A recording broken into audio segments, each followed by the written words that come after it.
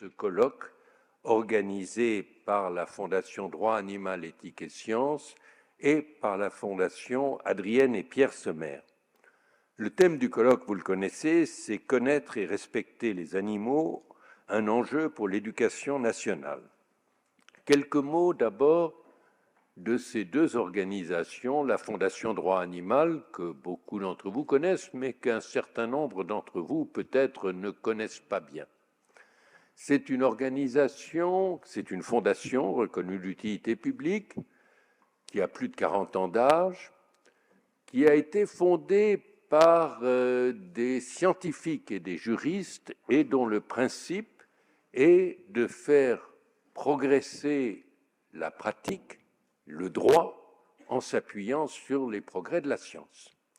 C'est une fondation légaliste et réformiste. Je pense qu'il est bon qu'il y ait des organisations ou des ONG qui soient un peu moins légalistes que nous, mais nous, c'est là notre place et notre rôle.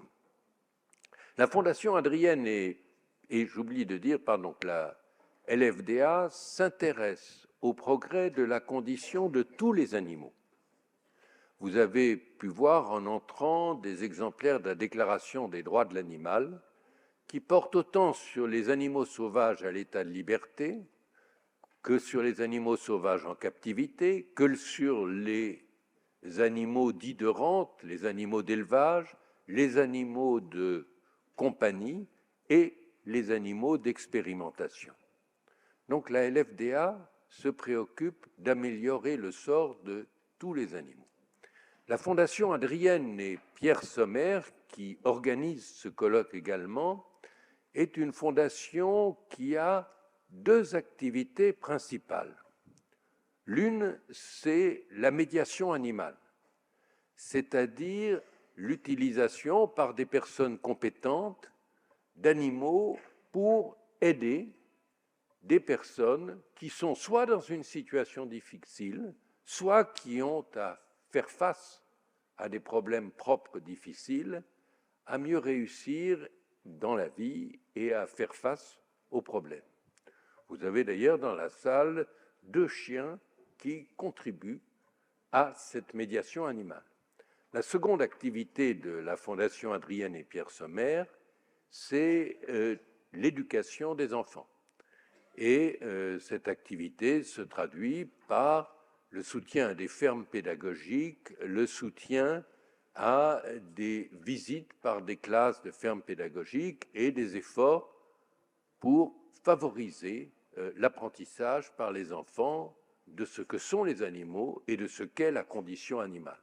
Donc, on voit que ces deux fondations sont unies dans la préparation de ce colloque qui s'inscrit à la suite d'une série d'autres colloques auxquels certains d'entre vous ont peut-être assisté sur la souffrance animale, sur le bien-être animal, sur les droits et la personnalité juridique de l'animal, sur le bien-être animal et l'avenir de l'élevage, ma conviction étant qu'il n'y a pas d'avenir de l'élevage si on n'augmente pas le bien-être des animaux qui y sont.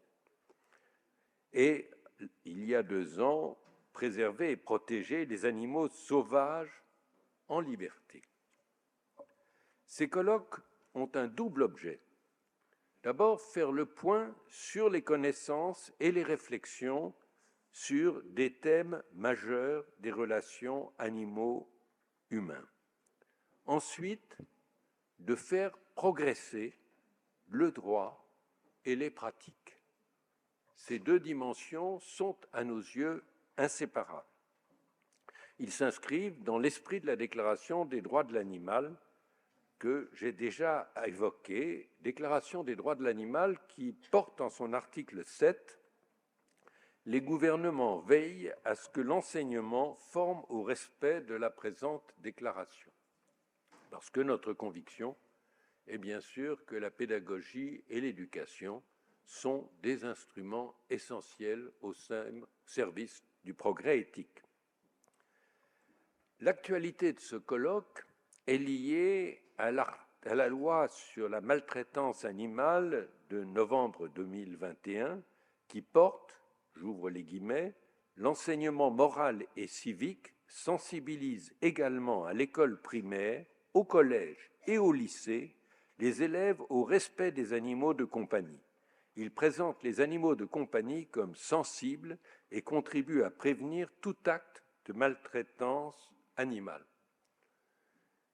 Il faut saluer ce projet de loi qui est une première, une loi d'initiative parlementaire ayant une ambition globale, toutefois qui ne couvre pas les animaux sauvages en liberté ni les animaux d'élevage. Mais nous pensons, même dans l'éducation, qu'il faut aller au-delà de cette loi. Ne pas s'intéresser seulement aux animaux de compagnie, mais s'intéresser à tous les animaux, et notamment tous les animaux qui sont sous la garde de l'homme, c'est-à-dire les animaux d'élevage, les animaux sauvages en captivité, les animaux d'expérimentation, et surtout étendre cette action de lutte contre la maltraitance à une réflexion éthique plus générale. Et c'est pourquoi nous sommes très heureux que Boris Cyrulnik, un philosophe éminent, un médecin, un éthologue, prononce tout à l'heure le vrai discours d'ouverture de ce colloque.